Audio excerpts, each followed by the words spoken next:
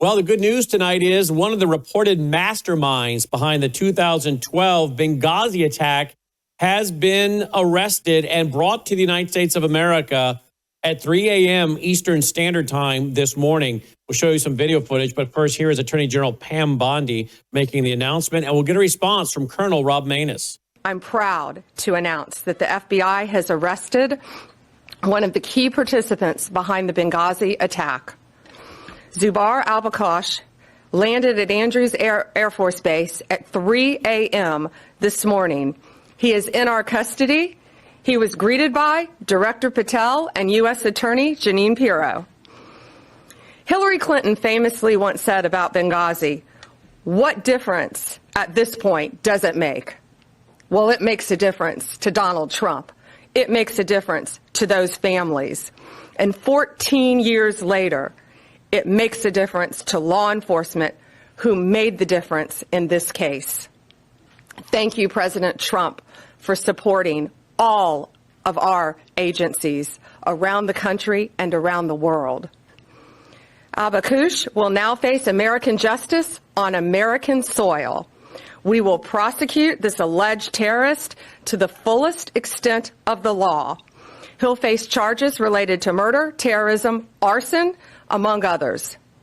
Let this case serve as a reminder. If you commit a crime against the American people anywhere in this world, President Trump's Justice Department will find you. All right. Joining me now is Colonel Rob Maness. Many of you probably have seen some of the movies that have depicted this horrific event. Colonel, welcome to the broadcast. Thank you for joining us by phone with this breaking story that really has gotten buried today. There's so much other news going on. This story was not the headline you think it would be. It took us a little bit of time throughout the day to finally find this story late in the afternoon. Yeah, thanks for having me on, Brandon. You know, as one of the Americans that has spent decades fighting Islamist terrorists, I would just like to say it's about darn time. You know, we lost an American ambassador and his closest security team, among many others, to this attack. And it took 14 years to capture the mastermind behind it, and we haven't captured anybody else. That, quite frankly, is ridiculous, and we are very grateful to President Trump and his team. But it doesn't and shouldn't be about having President Trump in the administration. Every American administration should have been going after these guys, and quite frankly, the Obama administration and the Biden administration did not. And that is unacceptable. I am so grateful that we finally have one of them, if not probably the most important one, in captivity, and we can hold him accountable.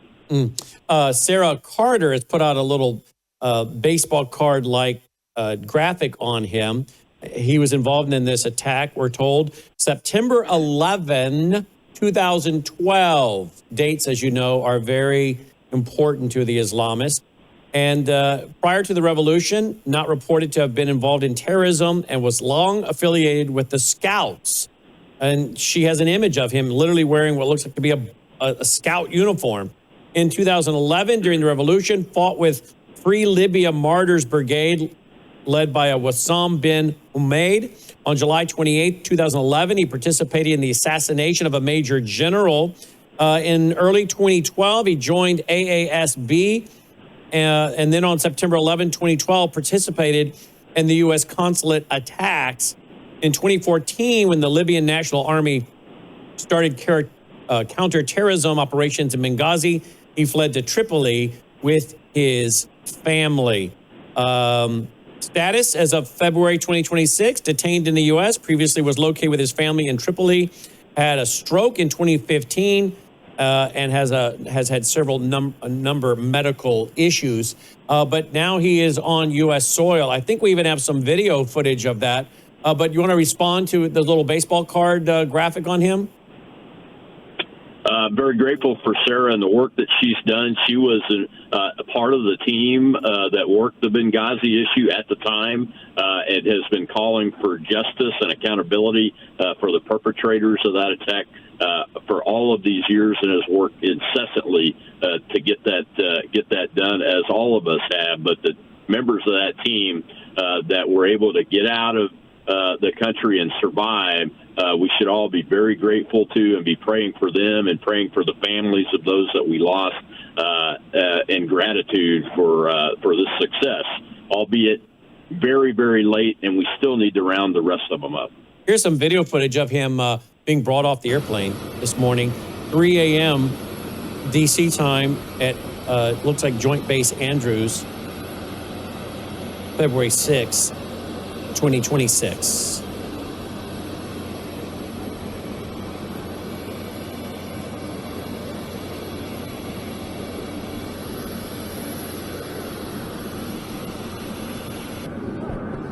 They looks like they put him on a stretcher and then took him from there. He'd had a stroke, is what I read a while ago, so that was probably the difficulty getting down on the stairs. But so I guess he'll go on trial now, and this will probably take a gazillion years. He'll probably die before he gets to trial and found guilty. Yeah, of course, the leftist lawyer community, which is the majority of the lawyers in the United States, unfortunately, will come to this murderer's defense, even though he killed an American ambassador. Or you can't say it enough. He killed an American ambassador without provocation, and his closest security team, and many others that were former Navy SEALs, Green Berets, CIA operatives that were trying to defend American territory and American people during the melee that was occurring at the time in Benghazi. And he deserves no quarter whatsoever, but unfortunately the lawyer crowd that thinks that all enemies of America should be protected as much as possible are going to try to do that. The ambassador, Chris Stevens, he was in that building that night, and I guess they set it on fire. We've all seen the video footage. Yeah. They started stripping him of his clothes and assaulting him. The guy died in a pretty horrific way. I mean, I guess a lot of Americans by now have probably forgotten this story, if ever they knew much about it. Yeah, and the media has probably buried it today. The mainstream media has buried it today, so I'm grateful that you're covering it, Brandon, because the mainstream media is part of this cabal, or whatever you want to call it, that tries to control and propagandize the American people and people around the world that believe in freedom, so that they are never embarrassed, because this is an embarrassment. It's an embarrassment for the United States of America. It's an embarrassment for our allies that also let it happen. And it's an embarrassment for every past president that let it go and didn't try to do something about it. And now we have people that have true leadership ability and the courage and the political will to take the right actions. And I'm just glad that we got it done. Yeah, well, good for them. I mean, we got to give credit where credit's due. So great for Pam Bondi, great for Judge Jean Pirro, and FBI Director Kash Patel. Good job, guys. But I want to go real quick to another one.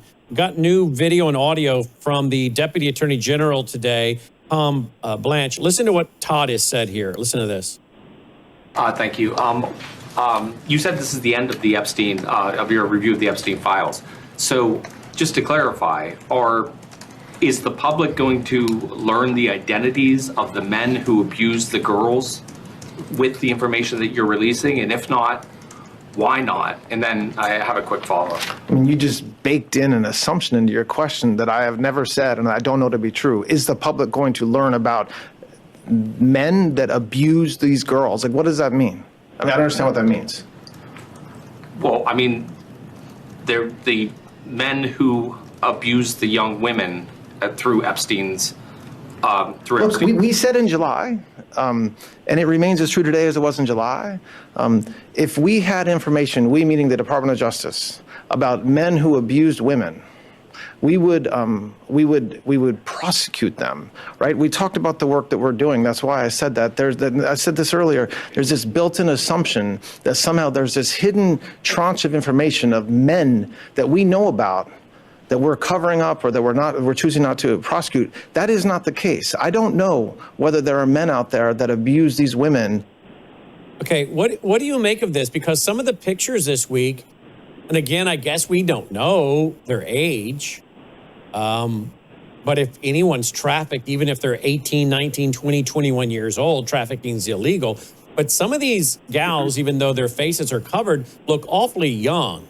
I mean, I'm sure you can't help but see it if you're on X scrolling through your news feed.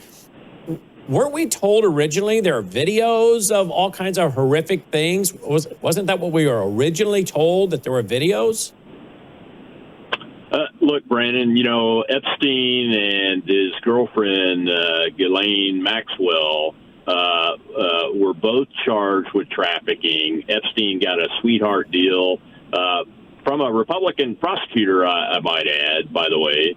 And I don't know the reasons why he got a sweetheart deal, but the girls that were abused, that were minors in this case, have all had, not all of them, but they've all, many of them have had settlements and lawsuits. And so the evidence is clear that these minor women were sex trafficked.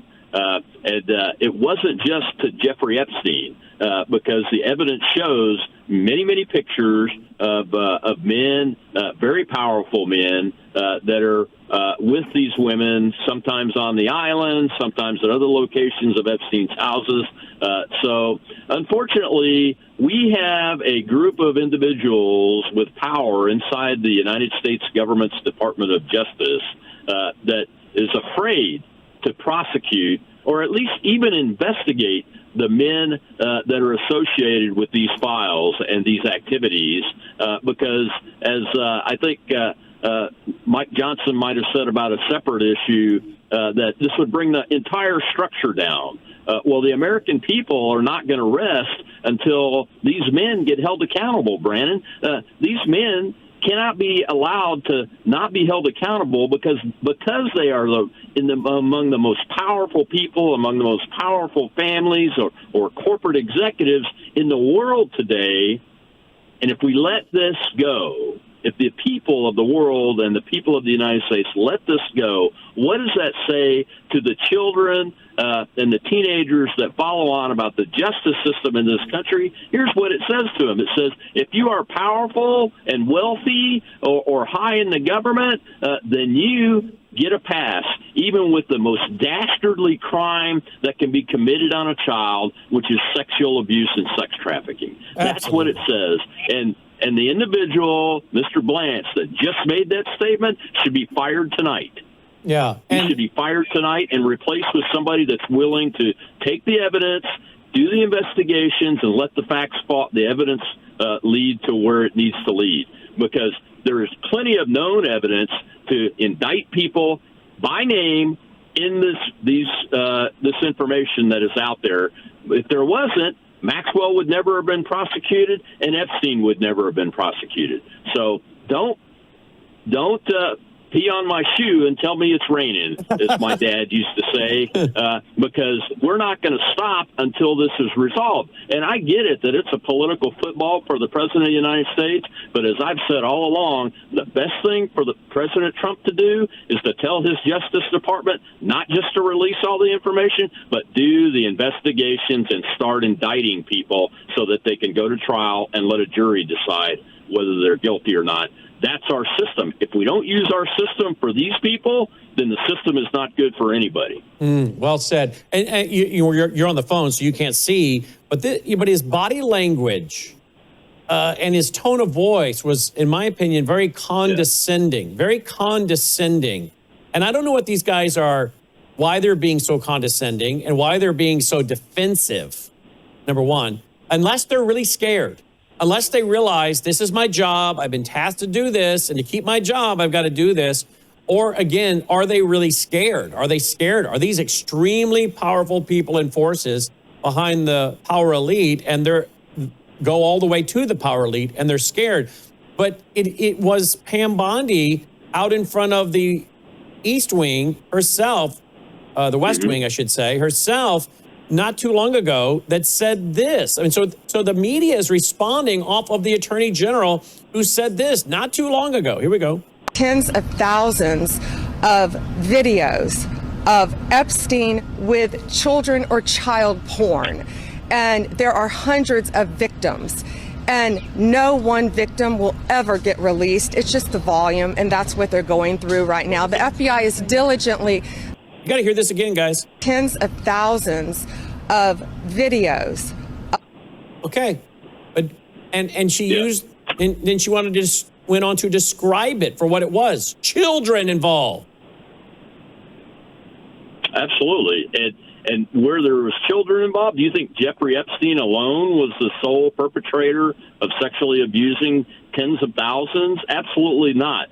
Look, the American people are a common sense population, and they are in favor of justice and accountability, especially when it comes to children being harmed. And enough is enough. Todd Blanche, I don't know why he's the deputy attorney general, other than he was part of President Trump's defense team on one of the trials, but he's a known Democrat, and he's also a known perpetrator of resistance to Trump policies within the Department of Justice. It's been known for a while. It's an open secret, and he should be fired tonight. And put a person in there that is willing to use the justice system the way it's supposed to be used. Because if we don't do that, with all the other damage that's been caused by the Biden administration, when they went after January 6 people and they went after Trump and his team down in Georgia through the state legal system, all of those abuses will only be piled on by this abuse, and our justice system is broken. And without a good justice system, the United States of America doesn't work.